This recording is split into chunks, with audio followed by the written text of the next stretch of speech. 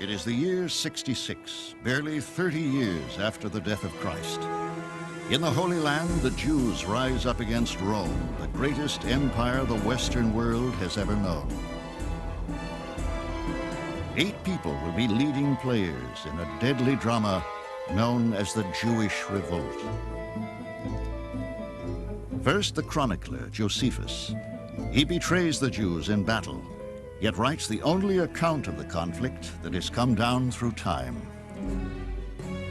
Menachem, leader of assassins and saboteurs who terrorize their fellow Jews, only to end up dying in a desert fortress called Masada. Benjamin the Essene, from a peaceful desert monastery, he will sow the seeds of violent revolt through prophecy. The 2 daughters of Philip, lone survivors of their beloved city, Gamala. Did they witness mass slaughter or mass suicide? Yohanan ben Zakkai. With the end of Jerusalem in sight, he plans to save the Holy Scriptures and the entire future of his people. Finally, the dreaded enemy, Vespasian, and his son Titus. Leaders of the unstoppable war machine, the Roman legions. Together, they intend to destroy the Holy Land. This is the stage for the last revolt, a war that will leave in its wake a river of blood. But how does the war begin? And what role do these people play in its unfolding drama? These are but a few of the mysteries of the Bible, the people of Israel. The people's expectation of a Messiah poses a dire threat to Vespasian and Titus. The single most important criterion for the awaited one is that he deliver Israel from all oppressors. Specifically, the Messiah is to crush Vespasian, Titus, and imperial Rome itself. Throughout Roman occupation, many Jewish leaders claim identity as the Messiah, but most would simply pass from history. Then, 35 years before the revolt, one man in particular is referred to by that term. His name, Jesus of Nazareth. His life will inspire millions of followers. But did he also inspire revolution? Jesus is seen by the Romans and by these powerful Jews as someone who would undo the system, whose, if you follow this path, it'll lead to the overthrow of Roman rule. And it's that charge that he's crucified on. Crucifixion is the most severe form of execution, typically meted out to rebels. But why the Romans crucified Jesus is a question that still plagues scholars to this day. Periodically, the Roman emperors kicked the philosophers out of Rome who were criticizing too much and too deeply. They very seldom crucified them or even killed them. They just exiled them or ran them out of town. It's deeds that got you killed in the Roman world. So somehow Jesus was not only talking, he was doing something. What was Jesus doing that so angered the authorities? On that question, the Bible is strangely silent. And it's one that's very hard to answer from the sources that we have available, because those sources have no interest in that question. They simply see this as an act of God, as a plan of God, and aren't interested in what might have motivated the Romans.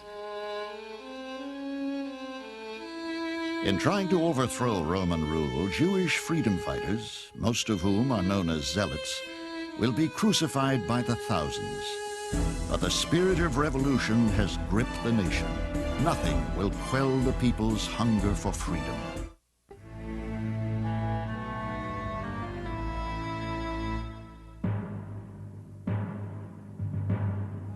Revolt against the awesome might of Rome is a terrifying proposition.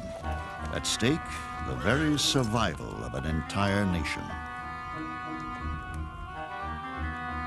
Since we resolved never to be servants to the Romans, nor to any other than God, the time is now come to make that resolution true.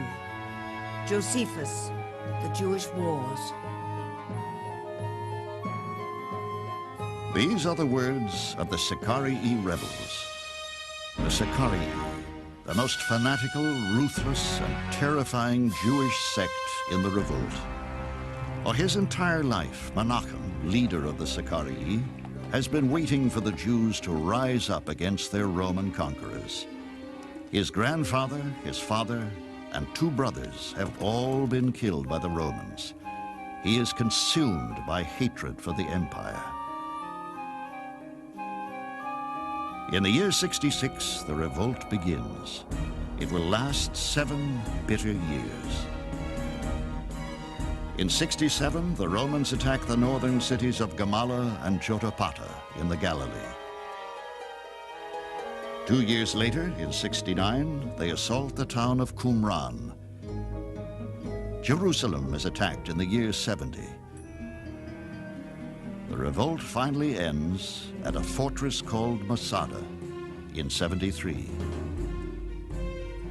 Menachem and the Sicarii do not trigger the revolt that begins in Jerusalem. Instead, this is the work of the man who will later become Menachem's mortal enemy, an official in Jerusalem's Holy Temple by the name of Eleazar. But in the face of such a powerful occupying force, one question remains a great mystery. Why didn't the Jews unite against Rome? What's interesting is that nowhere in the record do Sicarii ever kill Romans. At no point in the historical record do Sicarii fight Romans. Their targets of their anger are their fellow Jews, who from their perspective are collaborators, are wicked, are impious, or are people who need to be destroyed. The spark for the Jewish revolt comes from Eleazar, the temple official, under provocation from a Roman governor named Florus. The governor's reputation for corruption is unparalleled. No one ever had less use for truth or thought out more subtle methods of crime than Florus. Making a profit out of individuals he considered poor sport, he stripped whole cities. Josephus, the Jewish Wars. Florus journeys to the Holy Temple, claiming that the Jews owe Rome a tribute. When the crowd there mocks him, he orders the priests of the temple whipped and humiliated. Eleazar, the temple official, demands retaliation. He bans any further animal sacrifices on behalf of the Roman Emperor Nero. To the Romans, this seemingly insignificant decree is seen as an act of war. To cease sacrifices for Rome was a direct affront to Rome. So Nero and his lieutenants, the governor, would be utterly shocked at this, and they would look upon this as, in effect, a declaration of independence. At about the same time as the revolt erupts in Jerusalem, other events around the world are shaping history.